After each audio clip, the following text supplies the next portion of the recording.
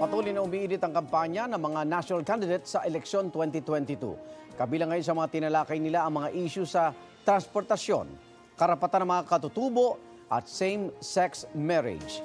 Narito ang unang balita ni Rafi Tima, Mab Gonzalez, Salima Refran at JP Soriano. Sumakay ng tren si Senator Manny Pacquiao mula Makati papunta sa isang forum sa Santa Mesa sa Maynila. Kapag pala ring isusulong daw ni Pacquiao ang isang multi-layered at makabagong railway system na magiging bahagi raw ng kanyang 50-year master plan for transport sector.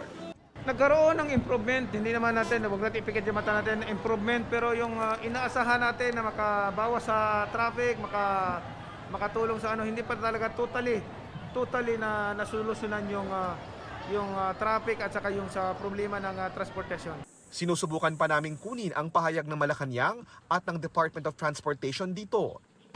Sa Maynila, nakipagdialogo si Pacquiao sa mga Vendors Association. Hinikayat niya ang mga vendors na huwag masanay sa pangungutang, lalo na sa tinatawag ng 5-6 o yung mga loan sharks. Kasama sa pangangampanya ni Pacquiao sa Maynila ang isa sa kanilang senatorial candidates. Hindi kasama ni Pacquiao ang kanyang running mate na si Deputy Speaker Lito Atienza na naghahanda para sa kanyang operasyon sa tuhod. Pero lumahok si Atienza sa e-rally ng COMELEC. Tinalakay niya kung bakit naghihirap ang mga Pilipino, gayong mayaman daw sa likas na yaman ang bansa. Alam niyo kung bakit? Dahil ang mga namumuno sa atin for the past so many decades, walang inisip kundi yung sarili nila kapakanan. At nagnanakaw sila sa gobyerno. Kinondena ni Senador Kiko Pangilinan ang mga insidente daw ng pangaharas sa mga volunteer nila ni Vice President Leni Robredo. Ayon sa Team Leni Robredo, isang volunteer daw ang hiniwa sa tagiliran ng dalawang lalaking narinig na isinisigaw ang pangalan ng isang presidential candidate.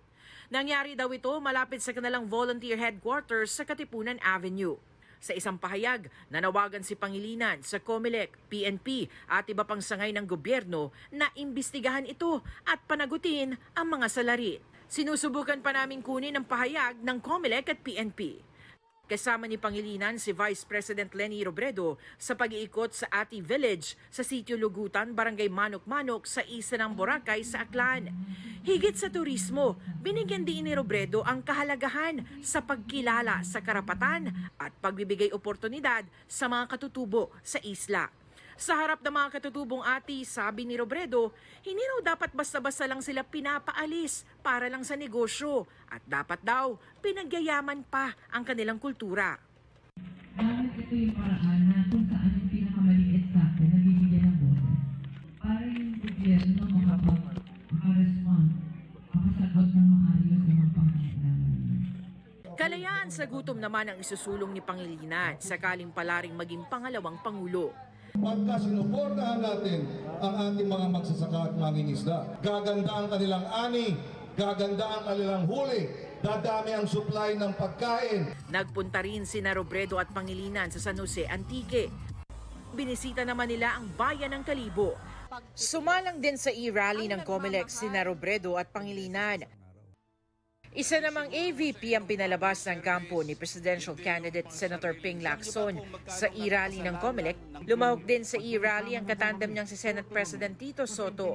Paalala niya sa mga botante maging mapagmatsyag sa mga nangangampanyang kandidato. Kapag ang bansa ay sumama ang takbo, apektado tayong lahat. Lalo na yung ating mga anak at mga apo. Magiging kawawa sila. Ang mga kababayan natin na makikinabang kung maayos ang takbo ng gobyerno. Sa Los Baños, Laguna nagtungo sina Manila Mayor Isko Moreno at Dr. Willie Ong kasama ang ilan sa kanilang senatorial candidate. Maituturing na isa sa sentro ng pag-aaral sa agrikultura ang Los Baños kung saan matatagpuan ang UP Los Baños at International Rice Research Institute. Dismayado si Moreno sa pag-aangkat ng Pilipinas ng bigas. Kung papalarin daw, tututukan niya ang food security sa pamamagitan ng pagpapalakas ng akademya sa agrikultura. Sa laban naman kontra katiwalian, plano niyang kunin ang katunggaling si Senador Panfilo Lacson bilang anti-corruption czar. And I think with all the problems ng ating bansa, kailangan ko ng katulad yung qualities ni Senator Ping Lacson to address corruption and discipline in the government. So anti-corruption czar? We will never know. I will cross the bridge when I get there. Ayokong pangunahan kasi hindi ko naman mahulaan yung resulta ng eleksyon. Sinisikapan namin makuha ang panig ni Lacson sa sinabi ni Moreno. Nagtungo rin sa Binyan ang grupo ni Moreno. Sumalang din sa e-rally ng COMELEC si Moreno. Sa baluarte ng mga Marcos sa Ilocos Norte nag-ikot sina Bongbong Marcos at Davao City Mayor Sara Duterte. Mula sa Pagudpud, nagmotorcade sila patungong Bangi at Burgos kung saan sinalubong sila ng mga taga-suporta. Kasama nila ang ilang senatorial candidate. Nagtungo din sila sa Ilocos Provincial Capital at nagsagawa ng Grand Rally sa Sandun sa Paway. Lumahok din si Marcos sa e-rally ng COMELEC. Si presidential candidate Ernie Abella nasa e-forum kung saan sinabi niyang hindi man daw siya personal na sumasang-ayon sa same-sex marriage ay papayagan niya ang civil union para sa mga same-sex couple. On the other hand, if they want a civil partnership, because parang negosyante pareho silang meron silang partnership. If they want to do that, they can do that. Si Joey Montemayor dumalo sa COMELEC e-rally at sinabing marami pang kailangang gawin para tugunan ang sitwasyon ng bansa na apektado ng COVID. Salaries ng mga nurses, doctors, yung mga healthcare workers. At importante po yung mga equipments, hospital equipments.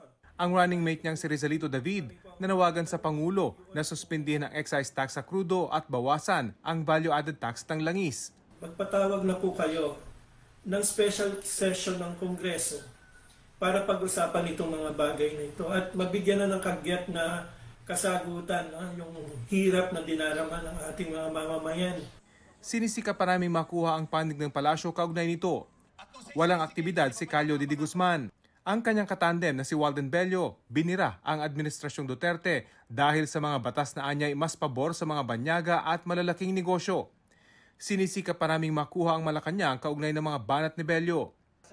Sumalang din si Bello sa e-rally ng COMELEC. Lumahok naman sa radio interview si Norberto Gonzales. Wala namang aktibidad si presidential candidate Faisal Mangundato at mga vice presidential candidate na sina Carlos Serapio at Emmanuel Lopez.